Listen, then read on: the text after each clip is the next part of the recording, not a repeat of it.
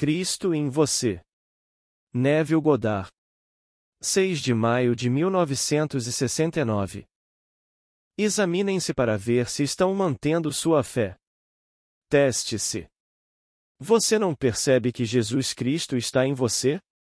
Agora, a fé não está completa até que através da experiência se torne experiência.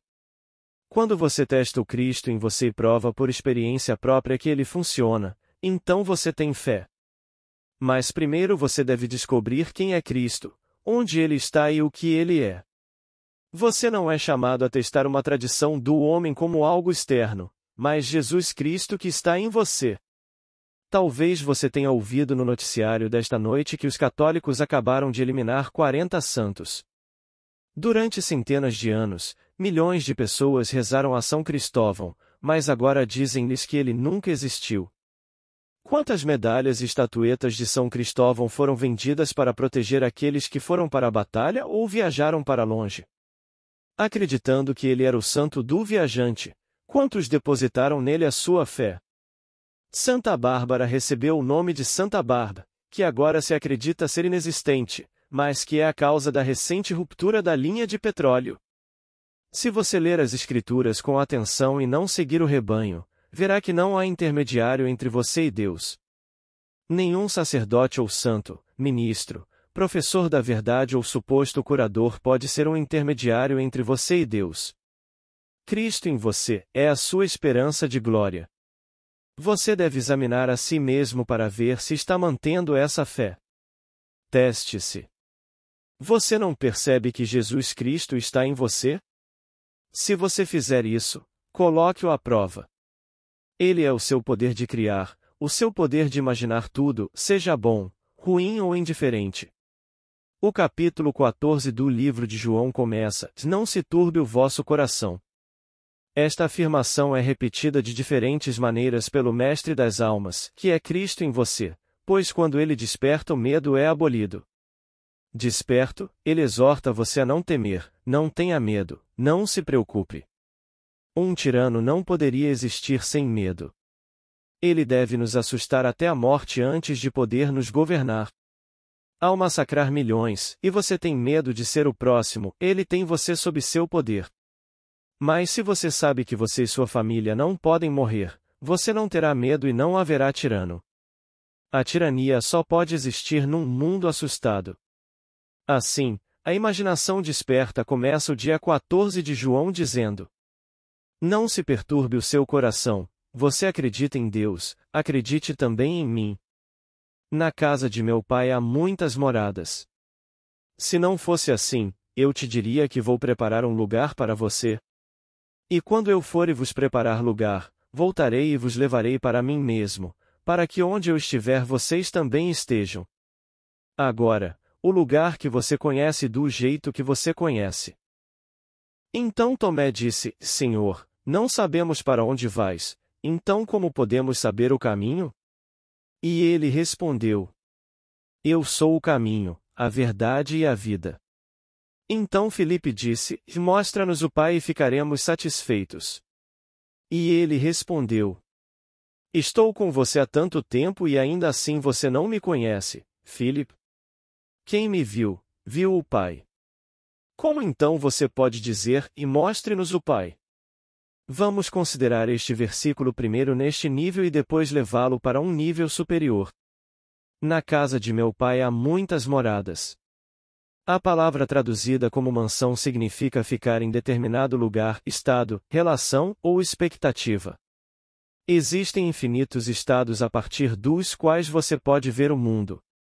Você pode entrar em um estado e permanecer lá até que ele se torne seu lar, ou você pode simplesmente estar de passagem por um momento, mas é um estado, uma das mansões de seu pai. Escolha a mansão da casa de seu pai onde você gostaria de entrar. Suponha que você já esteja lá. Sinta a realidade do estado que o cerca e você chegou. Seu sonho agora é realidade, mas você deve permanecer nele. Quando você sair deste auditório esta noite, você espera retornar ao lugar de onde saiu para vir aqui. Neste momento este auditório é sólido e real, enquanto a sua casa é apenas uma imagem mental. Então, O que é uma casa? É o estado para o qual seus pensamentos retornam com mais frequência. Você está pensando a partir do estado que deseja? Ou o seu sonho é apenas uma fantasia passageira, um devaneio que você desfrutou por um momento e depois abandonou? Você pode saber se permanece em sua casa de desejo observando seus pensamentos, pois o estado ao qual você retorna mais constantemente constitui sua morada. Quando você imaginou que era a pessoa que queria ser e ouviu seus amigos se alegrarem com sua boa sorte, você entrou nesse estado e preparou um lugar para morar, pois naquele momento Cristo em você estava falando com o seu eu exterior irracional. Como a sua maravilhosa imaginação humana, Cristo está lhe dizendo que ele sabe que você está com medo, que você tem obrigações na vida que devem ser cumpridas, mas para não ter medo, pois eu irei e prepararei um lugar para você. Sabendo disso, feche seus olhos físicos para o mundo ao seu redor e não deixe seu coração se perturbar, nem tenha medo, pois todas as coisas são possíveis para Cristo em você. Deixe-o preparar o estado, pois ele é o caminho para a sua realização. Fechando os olhos para os fatos da vida, ouse presumir que você está vendo e ouvindo o que veria e ouviria se o seu desejo fosse verdadeiro. Agora, sintonize-o como faria com um rádio. Se ao ligar o rádio se ouvem 4 ou 5 estações ao mesmo tempo, você não aguenta a confusão e desliga o rádio. O mesmo acontece com a sua imaginação, ela deve ser ajustada. Agora, nenhum rádio ou TV é comparável a você, pois aquilo que a mente cria não pode ser maior do que a mente que o criou. Ficamos maravilhados com a perfeição de um pequeno instrumento chamado rádio, porque ele pode produzir som do nada, mas a mente que está tão maravilhada é quem o criou. Nosso rádio ou televisão pode ser transportado pela casa ou quintal sem conexão com eletricidade, mas o som e a imagem são perfeitos, e qualquer estação ou canal pode ser alcançado com apenas um movimento do pulso. Neste momento tudo o que está sendo transmitido ou transmitido no mundo está nesta sala, mas não estamos sintonizados. Agora, você tem um instrumento infinitamente maior que qualquer rádio ou televisão, mas ele deve estar ligado e afinado. Pense em um amigo que realmente ficaria feliz com sua boa sorte. Sintonize-o até que ele seja a única voz que você possa ouvir. Deixe que ele lhe conte sua emoção por causa de sua boa sorte. Ouça com atenção até que a voz dele fique cristalina e você possa ouvir a frase que colocou nessa voz. Agora, acredite em sua realidade. Se quiser, você está vivendo de acordo com este princípio e não apenas aceitando a fé cristã como um substituto para viver de acordo com ele. Você pode imaginar a turbulência que está acontecendo no mundo católico esta noite, agora que os tribunais excluíram 40 dos seus chamados santos? Metade da minha família é católica. Espero que os meus irmãos protestantes, que não se casaram com raparigas católicas, sejam suficientemente grandes para mencionar isso. Lembro-me de que, há cerca de 20 anos, minha esposa e eu visitamos uma família católica. Na época, minha esposa me disse, eles são católicos fervorosos, mas não sabem nada sobre você, exceto que você é protestante e não é salvo. Depois de um jantar adorável, sentamos ao redor da piscina e observamos seus 3 filhos nadarem. Cada menino usava uma medalha de São Cristóvão no pescoço. Um deles estava há 3 anos no sacerdócio quando saiu, alistou-se no exército e voltou sem audição. Outro voltou sem pé e o terceiro sem braço. Disseram-me que acreditavam que sem esta medalha teriam morrido. Bem, eu me pergunto o que acontecerá com aquela família quando descobrirem que São Cristóvão nunca existiu. O único Cristo que já existiu está dentro de você como sua maravilhosa imaginação humana. Nunca houve outro. Quando alguém acordou e descobriu que tudo o que foi predito nas Escrituras estava acontecendo nele, ele sabia quem realmente era o Messias. Ele contou sua história, enquanto alguns acreditaram e outros não acreditaram nele. Aqueles que ouviram e acreditaram nele escreveram as suas experiências em forma de história, porque a verdade é muito mais aceitável quando contada em forma de história, como nos nossos 4 evangelhos. Mas um dia seremos grandes o suficiente para ouvi-la sem a forma de história para nos apoiar. A redenção foi predita no Antigo Testamento, mas não foi compreendida por aqueles que a registraram. Os profetas que profetizaram a vinda do Messias pesquisaram e indagaram a respeito dessa graça que seria nossa, e foi-lhes revelado que não lhes cabia saber. A hora ainda não havia chegado, pois era para nós. Agora que os horrores foram cumpridos, o Messias que foi enterrado em nós antes que o mundo existisse está começando a irromper no indivíduo. Tudo o que é dito sobre Jesus Cristo será realizado em você individualmente, pois a Bíblia foi escrita sobre você. Agora, antes que o Messias venha, você pode colocar a sua palavra à prova. Se Cristo é a sua maravilhosa imaginação humana e todas as coisas, sejam elas boas, mais ou indiferentes, são feitas por Ele, você pode imaginar coisas desagradáveis e perpetuar a sua imagem. Dizer que Cristo faz apenas o bem e que um diabo faz o mal é falso, pois o diabo é tão falso quanto o Christopher. Quando você duvida do poder de Cristo em você, isso é o diabo. A menos que você realmente acredite que eu sou é o ser que você está procurando, e ore apenas para ele, exercitando sua imaginação humana, você nunca alcançará seu desejo, pois a consciência é o único poder que pode lhe dar isso. Esta noite, pergunte a si mesmo o que você estaria consciente de ouvir, ver e experimentar se o seu desejo fosse agora satisfeito. Se o que eu lhe digo for verdade e sua imaginação for a criadora de todas as coisas, então você deverá ser capaz de provar o poder dele nos testes. Te digo, não há intermediário entre você e Deus. Se você apenas testar esse poder dentro de você, ele se provará em desempenho. Então você saberá quem Cristo realmente é. Agora, ninguém vem ao Pai exceto por mim e eu vou lhe dizer exatamente como ir ao Pai. Não está escrito nas Escrituras. Procurei, mas não consegui encontrá-lo até que ele se revelou para mim. Um dia ele se revelará em você, pois você verá um rapaz, escolhido por Deus para ser seu filho. O rapaz terá a pele corada, muito bonito, com lindos olhos. Ele estará no início da adolescência. Ao olhar nos olhos dele, você sabe exatamente quem ele é e quem você é. Então, e somente então, você saberá que é Deus, o Pai. Assim, ninguém chega à consciência de ser Deus Pai exceto pela revelação de Davi, pois é por meio dele que você chega à consciência da paternidade. Neste mesmo capítulo 14 de João, a imaginação desperta faz esta pergunta: estou com você há tanto tempo e você ainda não me conhece? Aquele que me viu, viu o Pai. Como então você pode dizer: mostra-nos o Pai? David é um com seu Pai. Ele está unido ao Senhor, tornando-se um só espírito com Ele. Portanto, a única maneira de encontrar o Pai dentro de você é gerando seu filho, David. Somos informados no Salmo 89. Eu encontrei David. Ele clamou a mim: Tu és meu Pai, meu Deus e a rocha da minha salvação. A palavra encontrado registrada aqui, se tomada superficialmente, implica que Davi estava perdido, mas a palavra significa trazer à luz alguém que está atrás de você. Davi, o eterno jovem, foi colocado na mente do homem, mas para que o homem não possa descobrir o que Deus fez desde o início até o fim, quando ele traz à tona aquilo que ficou para trás o tempo todo, esperando para sair.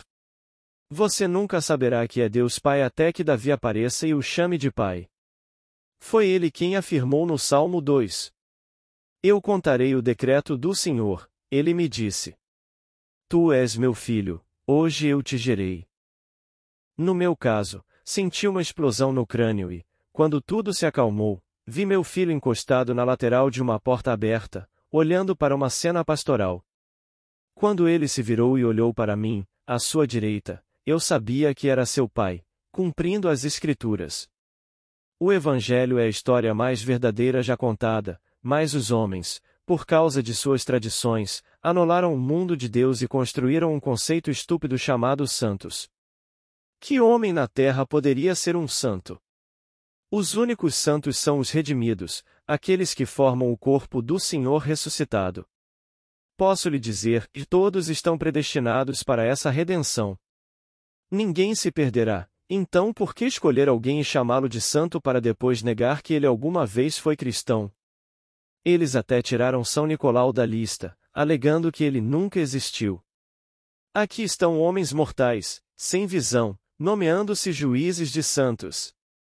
Eu lhe digo, independentemente do que você faça aqui como homem mortal, você está redimido, pois a redenção não tem nada a ver com o código ético do homem. Depende inteiramente do ser dentro de um homem que, tendo desempenhado todos os papéis, desperta para receber a coroa da justiça que estava esperando pelo seu retorno. No momento em que ele acorda, você está redimido.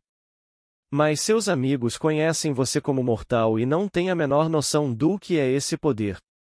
Browning disse em seu devaneio: desde o início, o poder era, eu sabia disso, esforce-se, mas por uma visão mais próxima.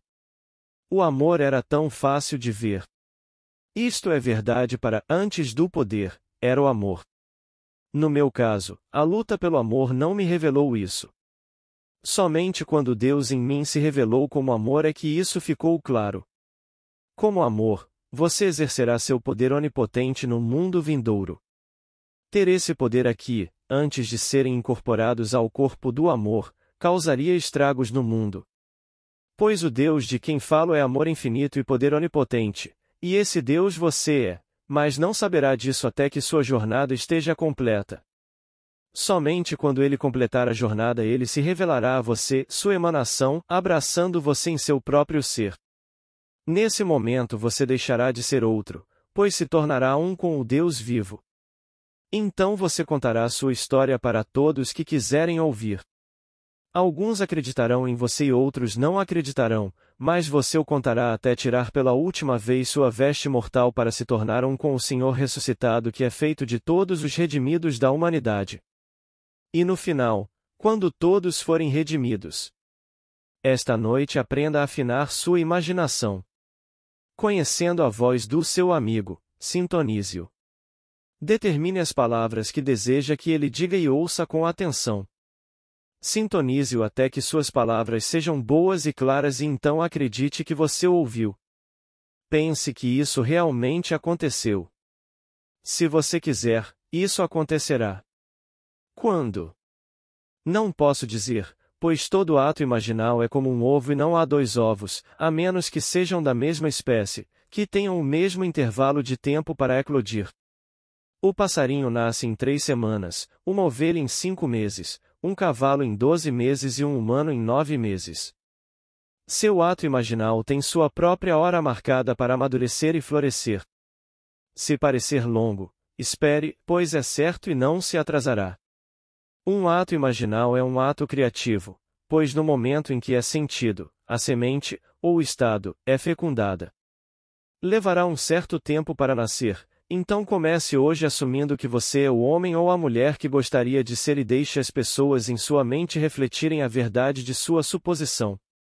Seja fiel à sua suposição. Persista nesse pensamento, pois a persistência é o caminho para realizar o seu desejo. Você não persiste por esforço ou medo, mas sim por saber que seu ato imaginal agora é um fato. Espere pelo seu nascimento, pois ele virá. Agora, uma amiga escreveu, contando que em seu sonho ela estava andando pela rua segurando um peixe nas mãos. O peixe parecia estar morto, mas ela podia senti-lo pulsar. Decidida a manter o peixe vivo, ela encontrou um copo, encheu-o de água e colocou o peixe dentro. Então ela acordou, ouvindo uma voz masculina dizer: "Ó, meu querido." Todo sonho contém em si a capacidade de significação simbólica. Um peixe é o símbolo do poder da imaginação humana. Imagine-se deprimido e a imaginação o lançará no poço da depressão. Imagine-se livre e seu poder imaginativo o trará para fora, pois sua imaginação é a salvadora do seu mundo. Quando você se perde no mundo da razão, sua imaginação não é alimentada com o seu desejo, pois a razão nega o seu fluxo. Cristo, sendo a sua imaginação humana, não está limitado pelo mundo racional e todas as coisas lhe são possíveis.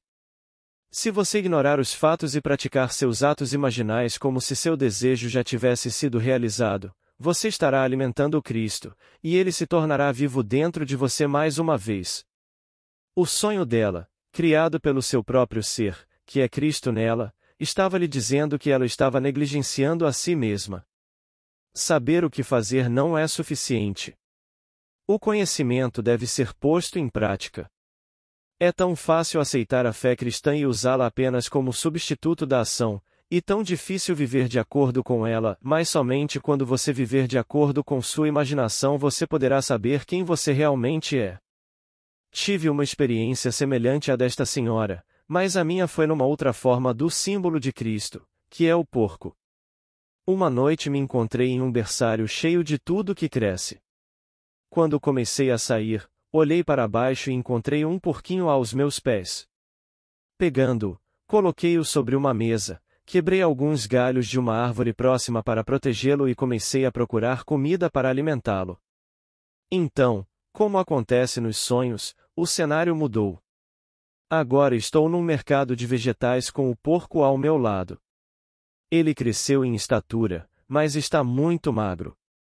De repente, percebi que ele era meu, então me virei para minha filhinha Vicky e disse: "Vá buscar alguma comida para eu alimentar meu porco." Ela respondeu: "Papai, não tenho dinheiro." Aí eu falei: "Vocês não precisam de dinheiro aqui, porque tudo isso é nosso." Indo até uma barraca de biscoitos. Abrindo a caixa, comecei a alimentar meu porco quando meu irmão Vitor passou e, pegando o que parecia ser uma gordura branca e cremosa, espalhou nas minhas bolachas dizendo: "E isso vai dar sustento." De repente, uma vela acesa apareceu dentro da mistura e eu disse: "A vela está acesa e nunca mais deve apagar." Então estas palavras das Escrituras vieram a mim: "Sua vela está acesa em minha testa e por esta luz eu caminho pelas trevas, pois o Espírito do homem é a vela do Senhor." Antes desta visão eu tinha descoberto que a minha imaginação era o único Deus que já existiu, mas apesar desta descoberta eu não a tinha alimentado. Em vez disso, continuei a usar a abordagem racional da vida, planeando a minha vida numa base razoável. Não bastava conhecer um poder que não precisava da razão, eu tinha que exercer esse poder dentro de mim. E então fiquei determinado a exercitar minha imaginação em meu nome e em favor dos outros. Vi que minha vela estava acesa e sabia que a partir de então não deixaria que sua luz se apagasse ou diminuísse por falta de uso. Paulo disse: "Eu sou o administrador do mistério." A palavra mordomo significa o guardião do porco. Dizem-nos para seguirmos o exemplo do mordomo desonesto e falsificarmos os nossos registros. Para ser um administrador dos mistérios, porém, o porco deve ser alimentado para que você saiba do que está falando. Você deve exercitar sua imaginação poderosa de manhã, ao meio-dia e à noite e nunca negligenciá-la. Se esta noite você deu a um homem $1 milhão para investir bem, ele deixará de alimentar seu porco porque para ele tem tudo. Então, uma noite, ele verá seu porco e perceberá o que ele fez com o poder dentro dele. Se você é músico e parar de praticar por uma semana, não estará qualificado para dar um concerto. Somente quando você pratica diariamente você está qualificado. E assim é com a sua imaginação. Deve ser exercido diariamente, então um dia você descobrirá o Cristo dentro de você, que é Deus Pai, que vem somente através de seu filho Davi te chamando de Pai. Agora vamos entrar no silêncio.